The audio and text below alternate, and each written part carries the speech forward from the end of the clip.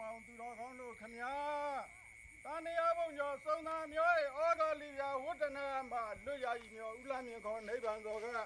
ဒီမျိုးတန်တာမျိုးမှစာ၍ပြည်မနိဗ္ဗာန်ရောက်စေရန်အတွက်ဆွမ်းချရန်ထားတော်မူကြပါဘုံတော်သဗ္ဗုတိတအပေါင်းသူတော်ကောင်းတို့ခမည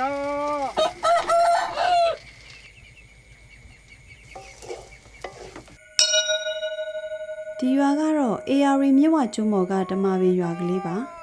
အရှင်အိတ်နဲ့အောင်ရတနာဖွဲ့တို့ပူးပေါင်းပြီးဒီရွာမှာနာဂိမုံတိုင်းတန်ခံရသူများအတွက်ပြန်လည်ထူထောင်ရေးလုပ်ငန်းတွေကိုလှုပ်ဆောင်ခဲ့ပါတယ်ရွာသူရွာသားချင်းချင်းပူးပေါင်းဆောင်ရွက်မှုတရင်ချက်လက်ဝင်ငှမှုညှိနှိုင်းဆုံးဖြတ်မှုအကျိုးခံစား권တွေကိုအချင်းချင်းမျှဝေခံစားမှုစတဲ့အလေးထားတွေကတဆင့်ပွင့်လင်းမြင်သာမှုနဲ့တာဝန်ခံနိုင်မှုနည်းစနစ်ကောင်းတွေကိုဘယ်လိုလှုပ်ဆောင်သွားကြရဲဆိုတာဒီမှတ်တမ်းရုပ်ရှင်ထဲမှာတွေ့ရမှာဖြစ်ပါတယ်။တာဝန်ခံယူနိုင်မှုဆိုင်ရာနည်းလမ်းတွေဖြစ်တဲ့ပွင့်လင်းမြင်သာကြီးညာသင်ပုံးတွေတယောက်ချင်းစီရဲ့တာဝန်ခံယူနိုင်မှုဆိုင်ရာစီးရင်စရာဖိုင်တွေ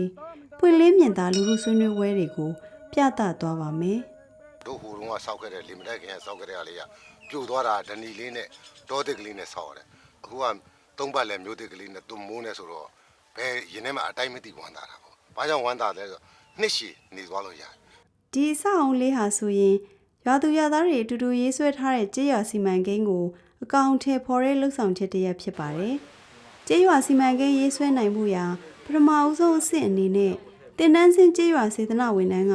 ရွာသူရွာသားတွေကိုစုစည်းခဲ့ပါတယ်။ကြေးရွာရဲ့လူမှုစီးပွားစစ်တမ်းတွေထိခိုက်ပျက်စီးလွယ်မှုအနေအထားတွေကိုမြေပုံရေးဆွဲရင်းတူတကွဆန်းစစ်ခဲ့ပါတယ်။အဲ့ဒီလိုဆန်းစစ်ရမှာစီရဲနံပါတ်ကို900မဲ့သူတွေပါဝင်လာကြသလိုသူတို့ရဲ့ဆန္ဒတွေကိုလည်းဖော်ထုတ်နိုင်ခဲ့ပါတယ်။သူတို့တွေကမေးခွန်းတွေမေးလာကြတယ်။အရေးပါတဲ့ကိစ္စရပ်တွေကိုတင်ပြကြတယ်။ဘယ်လိုကိစ္စတွေကိုဦးစားပေးရမယ်ဘယ်လိုဟာတွေကိုလှုပ်ဆောင်ရမယ်ဆိုတာဆုံးဖြတ်ချက်ချခဲ့ပါတယ်။ဒီလိုနီလန်းတွေနဲ့ပူးပေါင်းဆောင်ရွက်လို့ကြေးရွာဖွံ့ဖြိုးရေးစီမံကိန်းတွေကိုရေးဆွဲခဲ့ကြတယ်။ဒီအစီအစဉ်ကိုအကောင့်ထဲပေါ်ဖို့အတွက်လည်းတိကျတဲ့လုပ်ငန်းစဉ်တွေချမှတ်ခဲ့ကြပါတယ်။အိမ်နဲ့ဒီစားနေခါနဲ့ဘယ်ဥစ္စာယူလဲဆိုတော့စားနေခါယူလဲဆိုတော့ဒီမှာ10မှတ်အိမ်က9မှတ်နဲသွားတယ်အိမ်နေခဲ့တော့ဒီမှာစားနေခါနဲ့ငွေနဲ့ရှင်လိုက်တော့တခါစားနေခါနဲ့ငွေနဲ့ဘယ်ဥစ္စာယူမလဲဆိုတော့တခါစားနေခါပဲယူမယ်တဲ့ငွေမယူဘူးလေဒီမှာ6မှတ်ပဲရတယ်။နော်စားနေခါကိုဒီကတရားရှုံးသွားပြန်အောင်စားနေခါနဲ့ကြောင်းနဲ့ဘယ်ဟာယူမလဲဆိုတော့ကြောင်းပဲယူမယ်လို့ကျွန်တော်တို့တရားလုံးထားပြောကြတယ်။ကြောင်းက9မှတ်ရတယ်ကျွန်တော်တို့ရင်ထဲမှာတကယ်လိုအပ်နေတာဒီဖုံကြောင်းလေးပဲဒီနေရာလေးကကဲကိုစိတ်ကူးကောင်းတဲ့နေရာဘာဖြစ်လို့လဲဆိုတော့ကျွန်တော်တို့ဒီရွာမှာဒါပြောမှဆိုရင်ကျွန်တော်တို့ကဒီဥစ္စာဒီကြောင်းလေးစောက်ထားတာ3ပုံ2ပုံကြားလေးကိုစောက်ထားတာတပုံကဟိုဘက်တရားဟိုဘက်မှာရှိပါတယ်ရှိတဲ့ခါကျတော့တကယ်အခုလိုအစာအုပ်ခိုင်မာဖြစ်သွားတဲ့ခါကျတော့တကယ်မှုန်တိုင်းထပ်ဖြစ်လာမယ်မှုန်တိုင်းဖြစ်တာလို့မှုန်တိုင်းကြောက်ရောက်လာတဲ့အချိန်ကြလို့ဆိုကြီးဟိုဘက်တဝက်ကဟိုလက်ပံကြောင်းကိုပြေးမှာလက်ပံဖုံကြောင်းရှိတာဟုတ်လက်ပံကြောင်းကိုပြေးလို့နီးတယ်ကျွန်တော်တို့ဒီနှစ်ပိုင်းကမနီးဘူး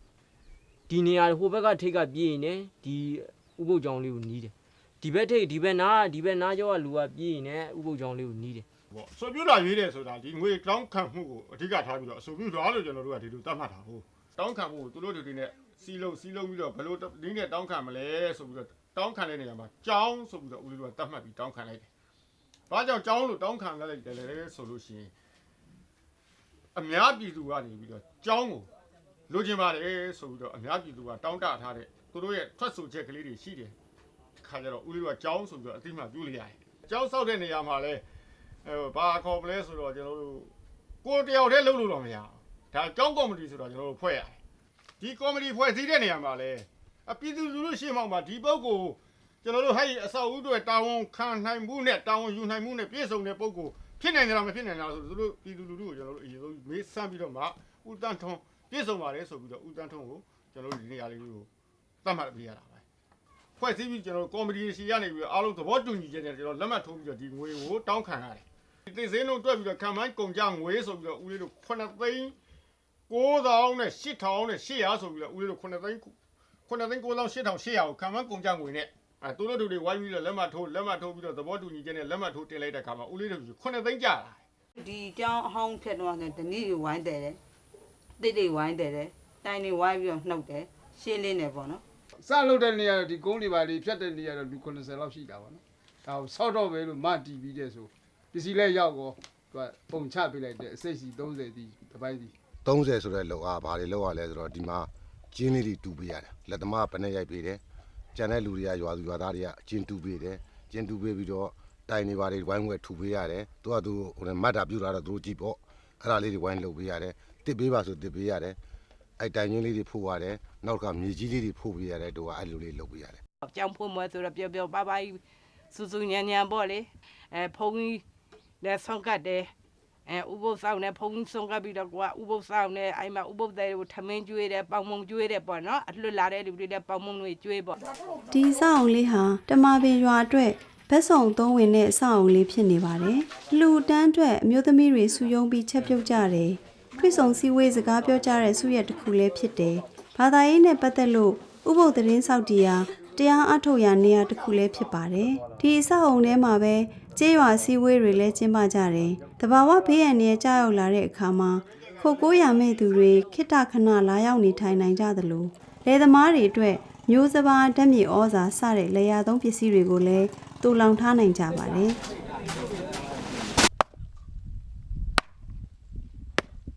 ဒီသားစု6ရောက်ရှိတယ်ကျွန်တော်တို့ကရေလုံငန်းလှုပ်ရှားတယ်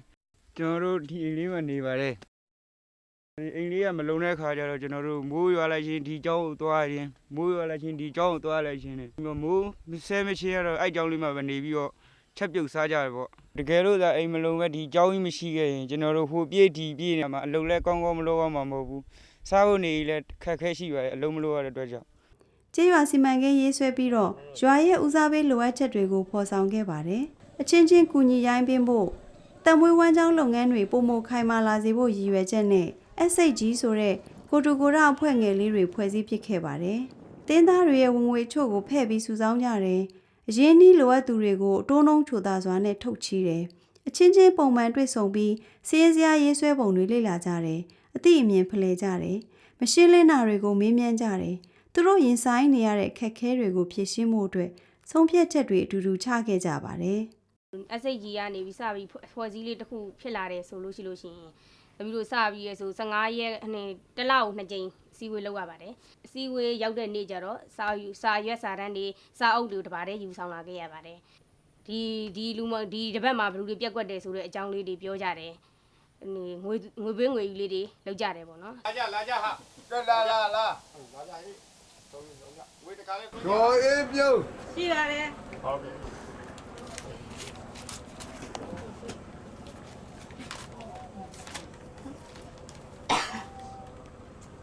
ဒေါ်နုခါ ရှိပါတယ်ပြင်ပကိုချီးတဲ့ငွေကိုသိကြမှာ ပြင်ပကိုချီးတဲ့ငွေ19သိန်းနဲ့4000နဲ့4000ရှိပါတယ် ငွေချီးတဲ့အခါမှာအဆိုလာတင်သွင်းတဲ့နေရာမှာဥယူနဲ့ဥနီနဲ့အဆိုလာတင်သွင်းတယ်နှစ်ယောက်တင်သွင်းပါတယ်တင်သွင်းတဲ့နေရာမှာဥယူကလည်းတင်သွင်းတယ်ဥနီကလည်းတင်သွင်းတယ်ဘယ်လိုလူမျိုးကိုအရင်ငွေကြောင်းငွေအရင်ချီးပါတယ် 30ယောက်ကဥပမာ16ဦးကချီးမယ်ဥပြူ15ဦးကဥနဲ့ကိုချီးမယ်ဆိုရင်16ဦးကတမဲသားနေတဲ့ကွဥနဲ့ကိုပဲချီးမှာဥပြူပဲချီးပါမယ်ဥပဲချီးပါမယ် အဲ့တော့တော့ပါပါ ဘောပါပါအဲ့ဒါတဘောပါပါ ကျွန်တော်တို့အခုလုံဒီ SG ဖွဲ့ကြီးဖွဲ့ပြီးတော့ထူထောင်လာပြီးတော့ကိုတူကိုရလုံတဲ့နေမှာကျွန်တော်တို့အမြတ်ငွေဘယ်လောက်ရသွားပြီလဲဆိုခု10ရနဲ့ကောင်းမယ်ခု10ရ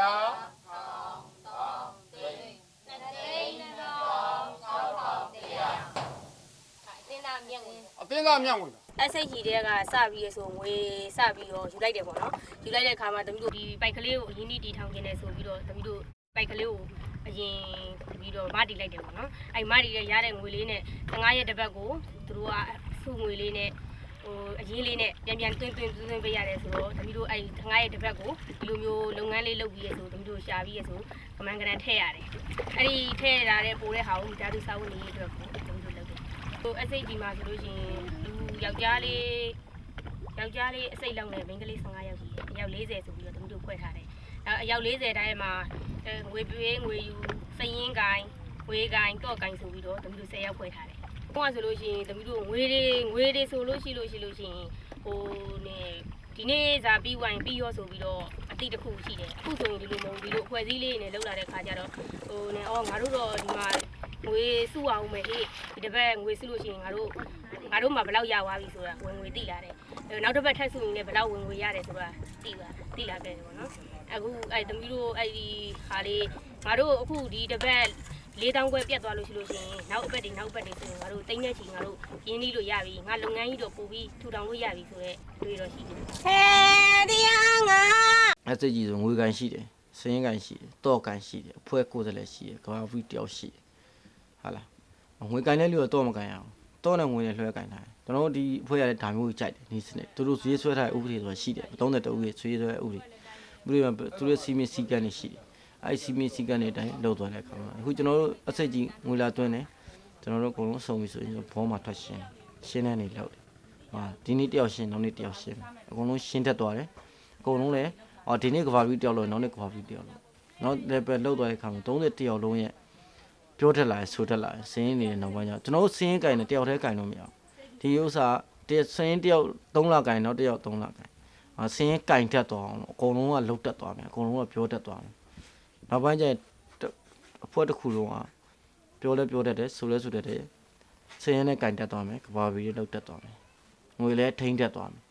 သူ့မေက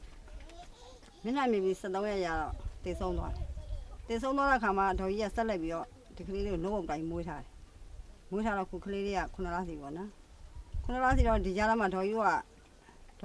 သူ့ဖေလာစားနဲ့မလုံမလောက်ဖြစ်နေတဲ့အတွက်ကို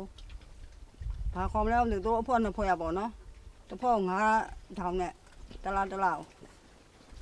းတစ်ပတ်ကို1000ဒေါ်ကြီးတို့ဒီကလေးတို့ကိုတော့ထောက်ပံ့ပါလေ။ ဒီကျွန်တော်တို့ဒီကလေးလေးကိုပေါ့နော်ကျွန်တော်တို့ကနိုးဖို့ကျွန်တော်တို့ထောက်ပံ့တဲ့အချိန်မှာကျွန်တော်အုံနောက်တစ်ခုတည်းနဲ့ကျွန်တော်ဆုံးဖြတ်လို့မရဘူးဆိုတော့ကဒီကဘလို့ဖြစ်လို့ကျွန်တော်ပါနော်ထောက်ပံ့မယ်ဆိုရင်တော့ကျွန်တော်ပထမဆုံးဆိုရက်ရောခွဲပြီးမှကျွန်တော်ထောက်ပံ့လို့ရမှာအခုစားကျွန်တော်တို့ပေါ့နော်အဲ့ဒီပေါ့နော် A ဖွဲ့ B ဖွဲ့ဆိုပြီးကိုတူကိုထားအဖွဲ့ပေါ့နော်ဒီ SAE အဖွဲ့ပေါ့နော်ကိုရောင်မှာဖြစ်ပေါ်လာတော့ကျွန်တော်တို့ကအဲ့ဒီအဖွဲ့အကြောကျွန်တော်ကပတ်စံကိုကူညီထောက်ပံ့ဖို့ကျွန်တော်ကအဲ့အဖွဲ့နှစ်ဖွဲ့ကခေါင်းဆောင်ကောင်းရည်တွေရှိကိုဘယ်လိုလဲဆိုတော့ကျွန်တော်အစီရင်ခံစာသဘောမျိုးနဲ့သူတို့တင်ပြပြီးတော့အကူအညီတောင်းတာပေါ့နော်အကူအညီတောင်းတဲ့အခါမှာသူတို့ကဘယ်လိုဖြစ်သူတို့ကလည်းစုပြီးတော့တိုင်ပင်ကြတယ်တိုင်ပင်ပြီးတော့အေးငါတို့ဘယ်လိုပေါ့နော်ငါတို့ A ဖွဲ့ရတော့ဘယ်လောက်ကူညီမယ် A ဖွဲ့ရ9000ကူညီ B ဖွဲ့ရလည်းငါတို့9000ကူညီမယ်ဆိုပြီးတော့အဲ့လိုမျိုးကျွန်တော်ကူညီကြတာပေါ့ ပြန်လည်ထူထောင်ရေးစီမံကိန်းမှာစီစဉ်တွေမျိုးလှုပ်ဆောင်ခဲ့ကြတယ်။ရွာသူရွာသားတွေကတာဝန်ဝတ္တရားအသီးသီးကိုတာဝန်ခံပြီးတော့အစီအစဉ်မျိုးမှာပါဝင်ခဲ့ကြပါတယ်။ကျေးရွာစီမံကိန်းကိုပေါ်ဆောင်တဲ့လုပ်ငန်းစဉ်အစအဆုံးဟာဘယ်လောက်ထိပွင့်လင်းမြင်သာမှုရှိရဲဆိုတာစမ်းစစ်ဖို့ရွာလူထုရှေ့မှောက်မှာ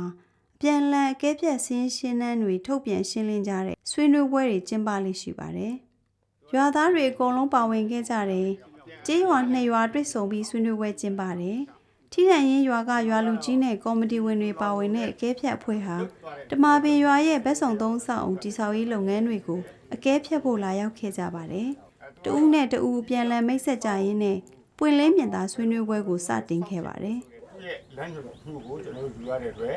သူကတော့ဘာကောမလဲစီမံကိန်းတာဝန်ခံဦးသိန်းမြင့်တို့ခေါ်ပါတယ်ဟိုဘက်ကဒီကလေးရတော့ဘာကောမလဲဆိုတော့ကျွန်တော်တို့သူကတော့ဒီငွေကိုကျွန်တော်တို့ဒီ RCA တို့အောင်လည်းတော့ဆွဲပြောက်ပေးတဲ့ငွေကိုမပြောက်ကြရအောင်သူကထိမ့်သိမ့်နေတဲ့ဘဏ္ဍာရေးကိုခိုင်စော်ထွန်းလို့ခေါ်ပါတယ်သူကတော့ကျွန်တော်တို့ဒီကျေးရွာရဲ့စေတနာဝန်ထမ်းကိုညီငွေလို့ခေါ်ပါတယ်ဟုတ်ကဲ့ဟိုဘက်ကကလေးမလေး2ယောက်ကနဲ့သူကဒီတူလောင်ယုံရဲ့ဖြစ်မြောက်ရေးကော်မတီဝင်ဖြစ်ပါတယ်ဟိုဘက်ကသူကဥမာတဲ့သူကလည်းဒီတူလောင်ယုံရဲ့ဖြစ်မြောက်ရေးကော်မတီဝင်ဖြစ်ပါတယ်ကျွန်တော်တို့နေတာ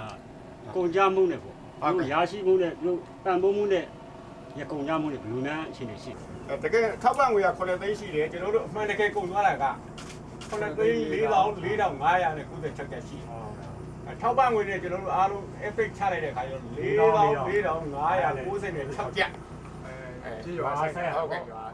ကော်မတီဖွဲ့ဝင်တွေဟာမြေပုံတွေဆိုပြုလွှာတွေငွေတောင်းခံလွှာတွေငွေရှင်းပြေစာတွေအစရှိတဲ့စာရွက်စာတမ်းတွေကိုစင်သင့်ပြင်ဆင်ထားရပါတယ်။ရာသုံးခံမှန်းချိန်ငွေစည်းတွေကော်မတီဝင်တွေရဲ့အမည်တွေကိုစာရွက်ပေါ်မှာရေးထားကြတယ်။စာရင်းတွေကိုတက်ရောက်လာကြတဲ့ပရိသတ်စ